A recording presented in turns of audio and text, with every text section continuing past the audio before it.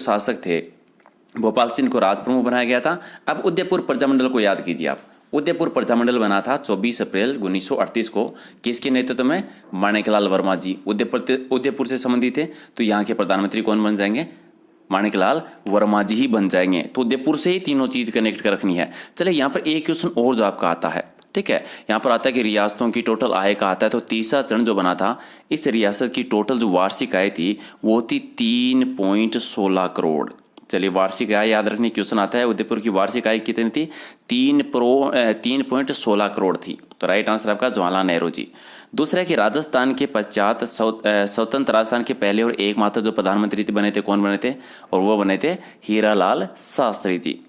अगला है कि मत्स्य संघ का राजस्थान में विलय कब हुआ था? ठीक है, मत्स्य संघ का राजस्थान विलय कब हुआ था? राजस्थान में कब मिलाया गया था ये बताना है। 15 मई को, 15 मई और 1949 को मिलाया गया था। कौन सा चरण था?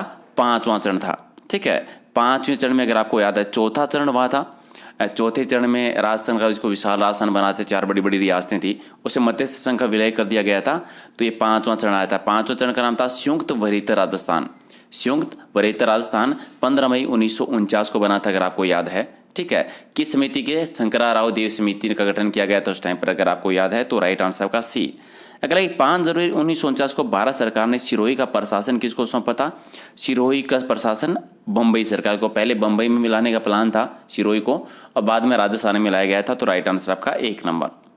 5 के वृहत्तर राजस्थान का उद्घाटन किसने किया था? किसका? वृहत्तर राजस्थान का उद्घाटन किसने किया था? तो राइट आंसर क्या हो जाएगा? गॉडविल नेहरू पटेल। वृहत्तर राजस्थान कौन सा था?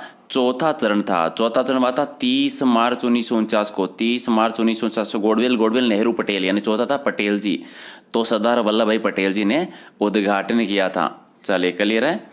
नेक्स्ट आपका है कि राजस्थान निर्माण में प्रथम में मत्स्य संघ का नाम रखने का सुझाव किसने दिया था?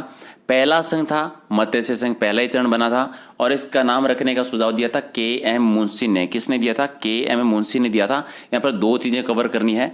यहाँ पर 17 मार्च और 18 मार्च दोनों डेट आती है। देखिए दोनों अलग अलग है। अगर आपने एनसीईआरटी की 9th की बुक पढ़ी है, ठीक है, तो उसमें सामाजिक विज्ञान वाली बुक में 18 मार्च दे रखा है, और नॉर्मली आता है 17 मार्च। तो दोनों ही सही हैं। ये 17 मार्च और 18 मार्च दोनों सही आते हैं। क्लियर है? ओके। 7वां है कि 26 मई 1949 को किस समाचार पत्र के माध्यम से जोधपुर के राजा ने पाकिस्तान में मिलने के इरादे का भंडाफोड़ किया था? कौन सा समाचार पत्र था? रियासती समाचार पत्र था। यहाँ पे 2-3 चीजें कवर करनी है। जोधपुर शासक है वो पाकिस्तान के साथ जाना चाहते थे, तो जोधपुर के शासक कौन थे? हनुमंत सिंह थे। कौन शासक थे? हनुमंत सिंह थे। अब आती है राजस्थान की, इसके अलावा कोई और रियासत थी क्या जो कि पाकिस्तान के साथ जाना चाहती थी? थी, जोधपुर थी, और एक और थी, कौन सी? टोंक रियासत थी। दोनों रियासतें पाकिस्तान के साथ जाना चाहती थी। अलवर, भरतपुर, धौलपुर 3 रियासतें उत्तर प्रदेश के साथ में, और डूंगरपुर स्वतंत्र। तो टोटल 6 रियासतें ऐसी थी जो कि राजस्थान के साथ नहीं रहना चाहती थी। अगला आपका है कि अजमेर मेरवाड़ा का राजस्थान विलय कब हुआ था? ये अंतिम 7वें चरण में हुआ था। 1 नवंबर 1956 को किया गया था, 7वें चरण में। अगला है कि आज़ादी के बाद जोधपुर के कौन से शासक अपनी रियासत को स्वतंत्र रखना चाहते थे? जोधपुर के अंतिम शासक कौन थे? हनुमंत सिंह थे। अंतिम शासक हनुमंत सिंह। तो 1 नंबर आपका राइट आंसर। 10 है कि राजस्थान की एकीकरण की प्रक्रिया में सर्वप्रथम गठित होने वाली इकाई कौन सी थी? सबसे पहले मत्स्य संघ का गठन हुआ था। 17-18 मार्च 1948 को हुआ था। ठीक है, ओके। नेक्स्ट आपका है कि 18 अप्रैल 1948 को गठित संयुक्त राजस्थान के राज प्रमुख कौन से बने थे? अच्छा, संयुक्त राजस्थान 18 अप्रैल 1948 को। ठीक है, तो कौन सी रियासत मिली थी? याद कीजिए, उदयपुर तीसरी रियासत थी, और तीसरी रियासत उदयपुर को राजधानी बनाया गया था, और उदयपुर के शासक बने थे भोपाल सिंह। तो उदयपुर के महाराणा भोपाल सिंह को। तो राइट आंसर आपका क्या हो जाएगा? राइट आंसर हो जाएगा सी। कौन सा चरण था? तीसरा चरण, संयुक्त राजस्थान। अगला आपका यह है कि किस राज्य के शासक को राजस्थान संघ का राज प्रमुख बनाया गया था? राजस्थान संघ। राजस्थान संघ कौन सा था? दूसरा था। राजस्थान संघ दूसरा चरण था। कब था? 25 मार्च 1948 को। 25 मार्च 1948 को। अगर आपको याद है 9 रियासतें मिलाई गई थी उस टाइम पर, और कोटा को राजधानी बनाया गया था। तो कोटा के शासक को ही क्या बनाया जाएगा? कोटा के शासक को ही राज प्रमुख बनाया जाएगा। तो अब बात आती है कि कोटा के उस टाइम के शासक कौन थे? ठीक है, कोटा के उस टाइम के शासक कौन थे जिनको बनाया गया था? कोटा में शासन कर रहे थे भीम सिंह। कौन थे? भीम सिंह थे। तो भीम सिंह को राज प्रमुख बनाया गया था। अगला है कि मत्स्य संघ का कौन सा राज्य जनता के बहुमत के आधार पर उत्तर प्रदेश के साथ जाना चाहता था? बहुमत के आधार पर बताना है, और बहुमत के आधार पर धौलपुर जाना चाहता था। यहाँ पे कंफ्यूज नहीं होना है। देखिए, अलवर, भरतपुर, धौलपुर तीनों ही जानने जाते थे भाषाई आधार पर, लेकिन बहुमत के आधार पर धौलपुर आ जाता है। नेक्स्ट आपका ये है कि 1948 में मत्स्य संघ का प्रधानमंत्री किसको बनाया गया था? मत्स्य संघ का जो प्रधानमंत्री बने थे वो बने थे कुमावत। ठीक है, कुमावत को शोभाराम कुमावत, तो राइट आंसर आपका बी हो जाएगा। अगला है कि राजस्थान में राजनीतिक एकीकरण की प्रक्रिया में कुल कितने दिन लगे थे? तो 8 वर्ष 7 महीने और 15 दिन। यहाँ पर 14 दिन भी हो सकते हैं, दोनों सही क्यों है? क्योंकि पहला मत्स्य संघ का 17-18 मार्च 2 डेट आती है ना, उसी वजह से 14 दिन और 15 दिन दोनों ही सही हैं। ऑप्शन में जो भी आएगा, एक ही आएगा, दोनों नहीं आएंगे, जो भी आएगा सही कर देना। अगला है कि मत्स्य संघ के निर्माण में कौन सा कथन आपका गलत है? पहले मत्स्य संघ का निर्माण राजस्थान के एकीकरण का पहला ऋण सही है। मत्स्य संघ का नाम रखा गया था के मुंशी की सिफारिश पर, सही है। मत्स्य संघ के राज प्रमुख बने थे करौली के महाराज, गलत है। करौली के महाराज जो है वो नहीं बने थे, धौलपुर के शासक बने थे। अब बात आती है धौलपुर के शासक कौन थे? उदयभान जी। धौलपुर के शासक थे उदयभान, जो कि राज प्रमुख बने थे, और प्रधानमंत्री बने थे शोभाराम कुमावत जी। और गॉडविल जी ने क्या किया था? उद्घाटन किया था। क्लियर है? चलिए, अगला आपका है कि 18 मार्च 1948 को मत्स्य संघ का उद्घाटन समारोह कहां पर हुआ था? उद्घाटन हुआ था लोहागढ़ दुर्ग में। लोहागढ़ भरतपुर का दुर्ग है, 1733 में बना था, सूरजमल जाट ने बनवाया था, अगर आपको याद है।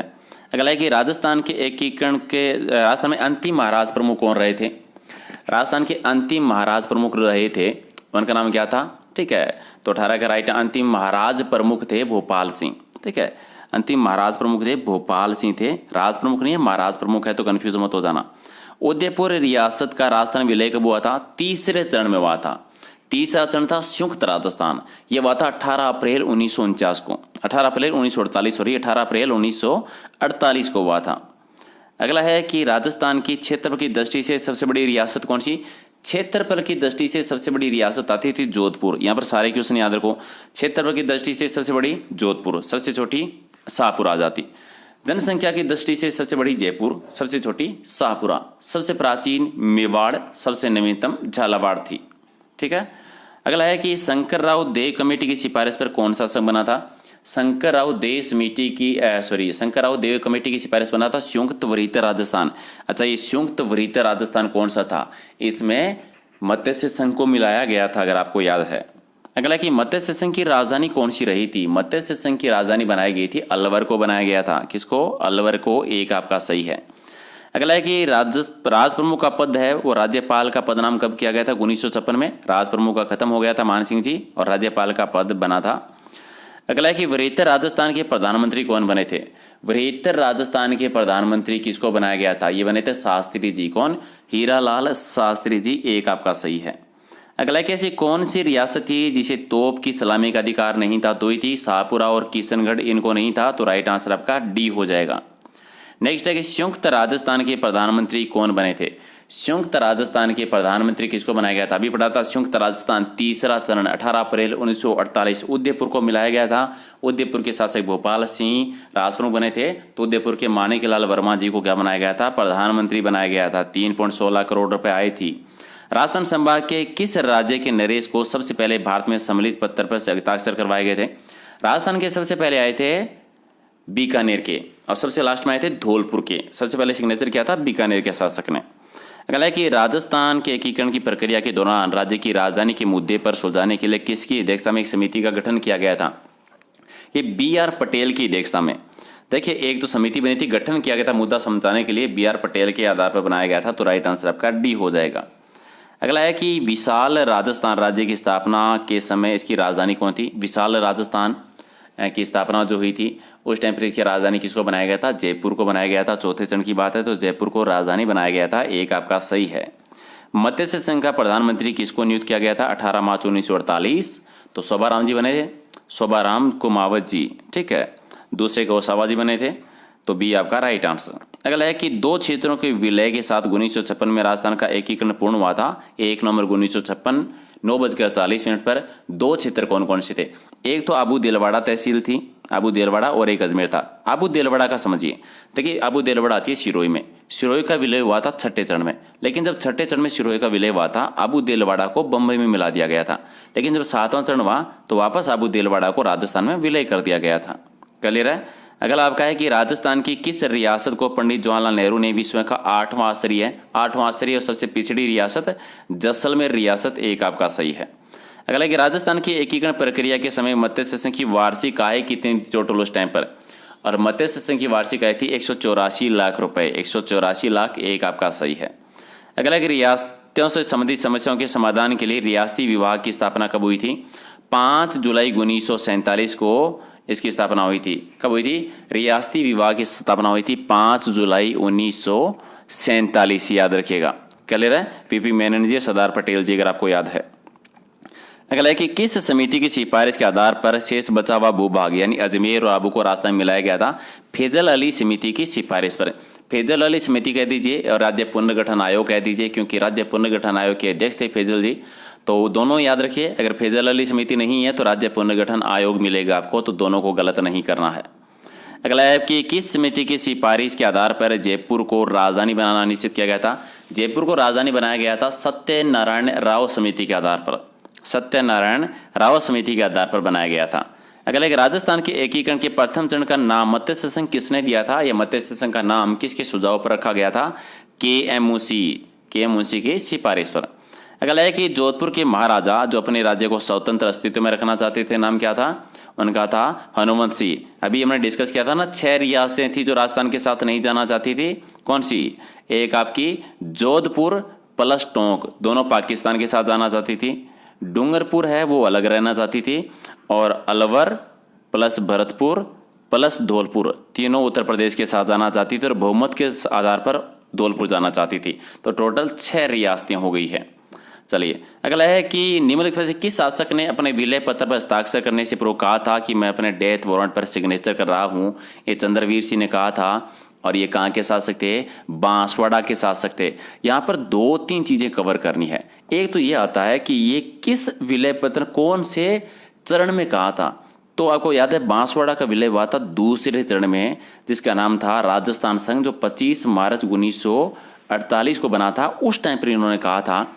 अच्छा, ये दूसरा चरण जो बना था, इसकी टोटल वार्षिक आय कितनी थी? वार्षिक आय थी 2 करोड़ थी, और जनसंख्या लग थी 23.5 लाख जनसंख्या थी, और टोटल जो थे आय थी वो 2 करोड़ थी। किसकी? पूरे संघ की बात कर रहा हूं मैं, राजस्थान संघ की बात कर रहा हूं। देखिए याद रखिए, पहला संघ था मत्स्य संघ, उसकी आय थी 184 लाख। दूसरा संघ था राजस्थान संघ, और राजस्थान संघ की जो टोटल आय थी उस टाइम पर वो थी 2 करोड़ रुपए थी, राइट। तीसरा संघ था संयुक्त राजस्थान था। संयुक्त राजस्थान की आय थी वो थी 3.16 करोड़ रुपए थी।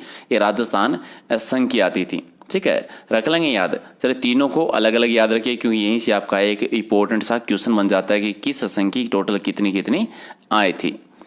ओके, अगला आपका ये है कि मत्स्य संघ 18 मार्च 1948 को राज प्रमुख किसको बनाया गया था? राज प्रमुख बने थे उदयभान जी। कहाँ के शासक थे? धौलपुर के शासक थे। राजधानी किसको बनाया गया था? अलवर को राजधानी बनाया गया था। उद्घाटन कहाँ पर हुआ था? लोहागढ़ के दुर्ग में हुआ था। प्रधानमंत्री शोभाराम कोमावत बने थे। उद्घाटन किसने किया था? गॉडविल जी ने के द्वारा किया गया था। क्लियर है, रख लेंगे। ओके, अगला क्वेश्चन आपका है कि बृहत्तर राजस्थान यानी 30 मार्च 1949 को इसका उद्घाटन किसने किया था?